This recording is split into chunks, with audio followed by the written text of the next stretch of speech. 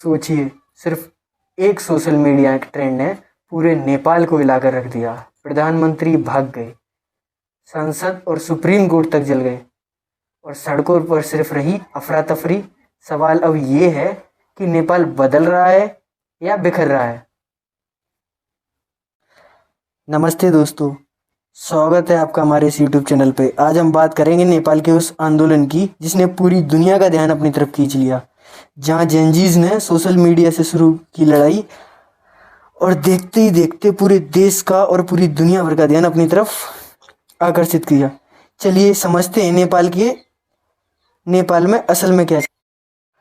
नेपाल में लंबे समय से बेरोजगारी, भ्रष्टाचार और नेताओं के ऐशो आराम भरी जिंदगी से लेकर गुस्सा पनप रहा था। इसी दौरान सोशल मीडिया पर हैशटैग नेपो के ट्रेंड चला, जिसमें नेताओं के बच्चों की महंगी घड़ियां, ब्रांडेड चीजें, तस्वीरें वायरल होने लगी। यही ट्रेंड धीरे धीरे एक जन आंदोलन का बीज बन गया। सरकार ने युवाओं की आवाज दबाने के लिए ज्यादातर सोशल मीडिया प्लेटफॉर्म बैन कर दिए, लेकिन बड़ी गलती ये हो गई कि टिकटॉक, डिस्कॉर्ड खुले रह गए। इन्हीं प्लेटफॉर्म से युवाओं ने देश भर में प्रदर्शन संगठित कर दिया। 8 सितंबर को प्रोटेस्ट शुरू हुआ और शुरुआत में ये प्रोटेस्ट शांतिपूर्वक चल रहा था, लेकिन कुछ घंटों में ही हालात बिगड़ गए। पब्लिक प्रॉपर्टी जल गई, सरकारी दफ्तरों पर हमला हुआ और जब पुलिस ने भीड़ पर गोली चलाई, हालात पूरी तरह बेकाबू हो गए।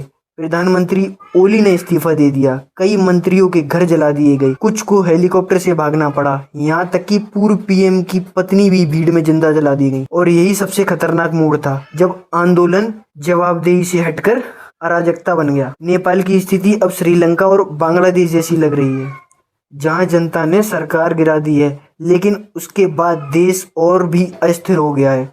बांग्लादेश में पिछले 1 साल में कर्फ्यू, मॉब लॉन्चिंग और रेप केस लगातार बढ़ रहे हैं, क्योंकि वहां पावर गलत हाथों में चली गई है। अब सवाल ये है, नेपाल का भविष्य किस ओर जाएगा? क्या यहाँ जल्दी चुनाव होंगे या स्थिरता लौटेगी, या फिर सत्ता छात्रों और मिलिट्री के हाथों में जाकर देश को गहरे संकट में बढ़ा सकती है या गिरा सकती है?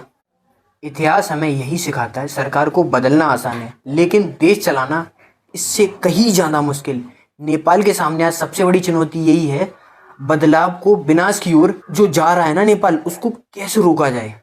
दोस्तों, अगर इन लोगों ने सही टाइम पे सही डिसीजन नहीं लिया, even a right decision is wrong when you are too late. अगर ये लोग सही तरीके से अपना कंट्री को नहीं संभालेंगे तो इनकी सेम कंडीशन उसी तरीके से होगी जैसे बांग्लादेश और श्रीलंका की हुई है। चलिए दोस्तों, नेपाल की स्थिति पर आपकी क्या राय है? आपको क्या लगता है, जेनजीज का आंदोलन सही दिशा में जा रहा है, ये देश को संकट में डाल देगा? कमेंट में बताइए। अगर आपको वीडियो जानकारी पूर्वक लगी हो तो कृपया करके मुझे सब्सक्राइब कीजिए, लाइक कीजिए और शेयर कीजिए, और इससे आगे आने वाली वीडियोस आपके लिए और भी ज़्यादा इन्फॉर्मेटिव होने वाली हैं।